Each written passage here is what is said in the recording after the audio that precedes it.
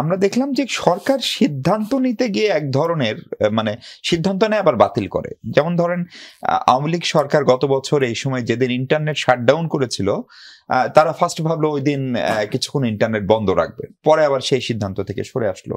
Intermediate পরীক্ষা হবে কি হবে না, মাইলস্টোন কলেজেরও ইন্টারমিডিয়েট পরীক্ষার চাচ্ছে, সেই সিদ্ধান্ত শিক্ষা মন্ত্রণালয় জানিয়েছে রাত 3টার পরে।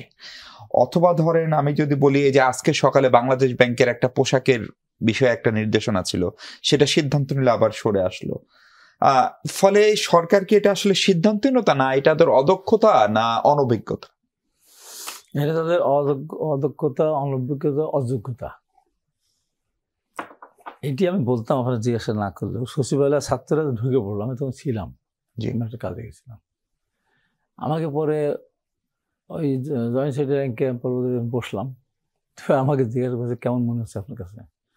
আমার মনে হচ্ছে ঢাকা বিশ্ববিদ্যালয় সেই 90-এর আন্দোলনের সময় ক্যাম্পাসের কথা মনে হচ্ছে।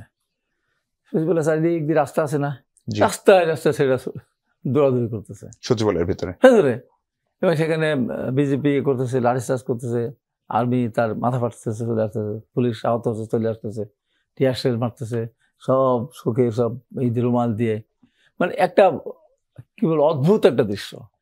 এইটা হলো বাংলাদেশ সচিবালয়ে সবচেয়ে নিরাপদ এবং সবচেয়ে বাংলাদেশ যখন সবকিছু নিয়ন্ত্রণ এবং সেন্সিটিভ জায়গায়, এবং সেখানে 29 কোটি না কত কোটি টাকা সচিবালয় গেট টেট সব ঠিক করছে।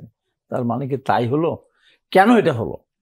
এটা হলো যে অযোগ্যতা, অদক্ষতা, কাণ্ডজ্ঞানহীন বলবো। এইটা তিনটা।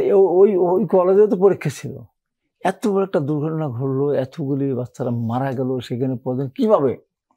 ওই স্কুলে কিভাবে পরীক্ষা হয় বলেন আপনি? এইটুকু জ্ঞান তাদের নেই। 3টার সময় তাদের বলতে হবে যে পরীক্ষা কালকে হবে না, সাথে সাথে বলা ঘোষণা দেওয়া হচ্ছিল, সারা দেশব্যাপী বলে দেওয়া হচ্ছিল। এবং এমনকি এটা তো আমাদের বাংলাদেশে তো অনেক অ্যাক্সিডেন্ট হয়েছে, কিন্তু বাচ্চারা এইভাবে স্কুলের উপর মারা যায়। সারা বাংলাদেশে একদিন ছুটি দিয়ে দিত, ওদের স্মরণে ছুটি দিতে পারতো, সেটা পরীক্ষা বন্ধ। আর এমনিতে পরীক্ষা কলেজগুলিতে পরীক্ষা যেখানে এমনিতে কলেজগুলো বন্ধ থাকে, এই সম্মানটুকু দেখাতে পারতো, যে কারণে ছেলেরা ছুটি কারণ সেটা দাবি তো একটাই, ঠিক আছে।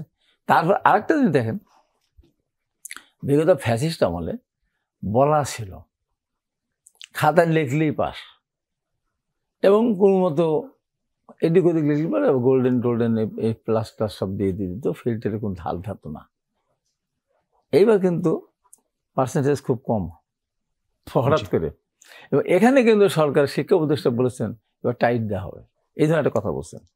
যেহেতু টাইট দেওয়া হয়ে গেছে, এই ছেলে বিক্ষুব্ধ, এই বিক্ষুব্ধের সাথে ওই বিক্ষুব্ধ মিলে যেতে পারে।